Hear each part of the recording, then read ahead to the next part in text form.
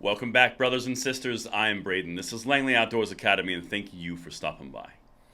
All right, guys, on this episode of the Bullet Points this morning, we are going to dive into the exploding story about how an international organization is now categorizing with a special code your firearms and ammunition purchases for no other reason, just simply to be abundantly cautious. Yeah. If you guys believe that, then I have a bridge to sell you in the middle of Arkansas. It's got beachfront access. It's amazing. Like I said, yeah, right. Everything's going to be linked in the description box below, and if you guys think that this is something that earns that subscription, we are always looking for more people to get in the fold so we can get more information out quickly and spread out amongst our population, and thank you so much for your consideration. But let's dive into this because this is developing, and I've got a few more things for you. We've got Visa, MasterCard, Amex, we've got all the things, and this is going to require some pressure from we the people. Let's get it. New way to track suspect credit card sales of guns and ammo, approved by international organization. Now, we started talking about this on last night's episode, but there's more to catch up on. In case you missed it, here's a real short summation. Credit card industry representatives have cleared the way for a new way of tracking firearm and ammunition purchases, a move that supporters say will help flag suspicious sales and reduce gun crime. It's not going to reduce gun crime. It's absolutely going to flag things. It's going to put you on a list. Oh, list. That always works out well. Now you're caught up. All right? Check this out. If you want more, check out the video I did last night. But here's the new details. The International Standards Organization, which sets rules across the financial services industry, agreed to create a new merchant category code for gun and ammunition retailers at a meeting this week and announced the decision Friday. The decision came amid mounting pressure on credit card companies by Democrats in Congress who urged the code's creation.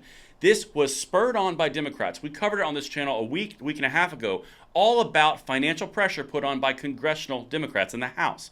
Well, there's also attorney generals in New York and California doing the exact same thing with support through the tweet of Kathy Hochul of governor of New York.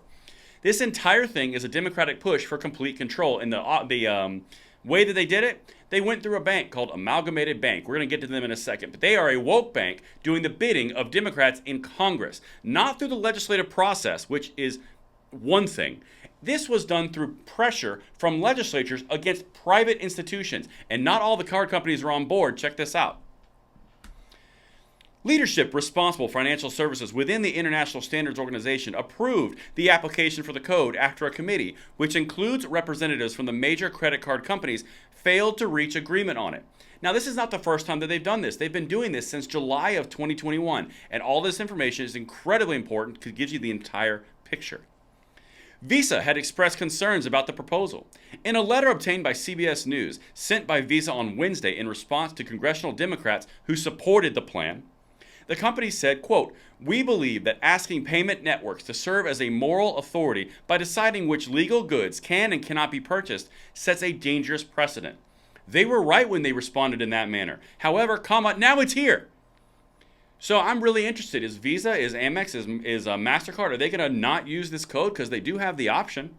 Just wait until Elizabeth Warren makes an appearance in this article, because this is a lot bigger than a lot of people are initially saying. Visa wrote, quote, "We understood Amalgamated Bank's request to be justified." This is the bank that was pressured and is a woke bank that did this. "At least in part by an interest in blocking transactions that would fall under such a new category. And Visa's rules expressly prohibit blocking of legal transactions under an MCC." Well, that's interesting because if you're under a new category and Visa's rules expressly prohibit blocking of legal transactions, that would mean that this rule gives you the ability to block transactions that the bank deems accessible or not accessible, wouldn't it? They're going to sell this and pitch this as, oh, it's just an abundance of common sense gun reform, common sense solutions for the epidemic of gun violence. While Visa is over here saying, yeah, it's against our rules to prohibit against people for legal purchases. All the while, this is a Second Amendment right. I'm getting spicy already, but let's continue. And this is the woke bank and how they capitulated. Check this out. New York-based Amalgamated Bank first began the effort to create a code to track firearms and ammunition sales back in July of 2021. They renewed the push after a series of deadly mass situations in which young men used high-powered weapons purchased with credit cards. Amalgamated Bank was founded by union workers nearly 100 years ago and bills itself as the nation's oldest socially responsible bank. Translation: they're woke AF. That's what you're looking at here. You had one institution pressured by Democrats who knew they were a woke institution. Letitia James in New York, Governor Kathy Hochul in New York, pressured Amalgamated Bank over a year of this. And now the organization that was pressured by Amalgamated Bank has capitulated because of woke tendencies of this bank and their handlers in the politics. Here's the quote. Quote, "We all have to do our part to stop gun violence," said Priscilla Sims Brown, president and CEO of Amalgamated Bank. "And it sometimes starts with illegal purchases of guns and ammunition. The new code will allow us to fully comply with our duty to report suspicious activity and illegal gun sales to authorities without blocking or impeding legal gun sales. This action answers the call of millions of Americans who want to stay safe from gun violence, and we are proud to have led the broad coalition of advocates, shareholders, and elected officials that have achieved a historic outcome." Well, if it's historic, you know it's not good because Democrats like to put their stamp on that bad boy. But anyway, here's something interesting about that quote. How is a new code going to stop illegal purchase activity? There's a 4473 process in place by the federal government.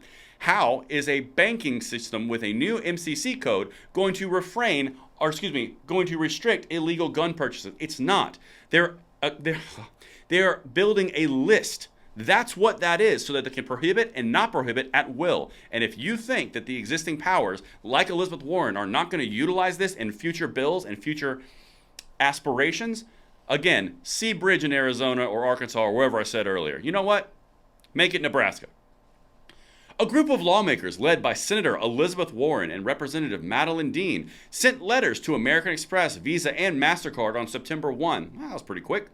Asking each company for their current stance on the code's creation.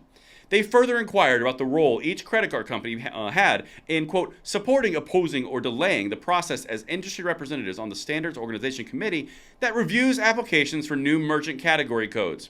Hey, I wonder what those exact same people would do if you had to put a new merchant category code for, female reproductive health. Pretty sure that would be wrong. Anyway, I continue.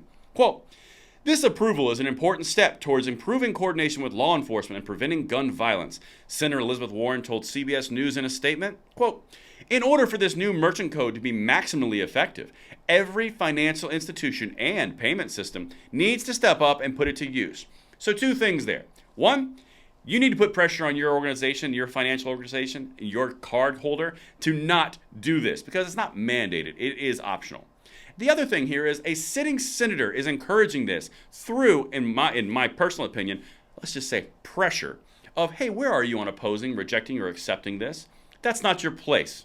Anyway, they want it across every single organization. The only reason that you would want it across every single organization that would sell guns or firearms would be in order to know where everything was sold.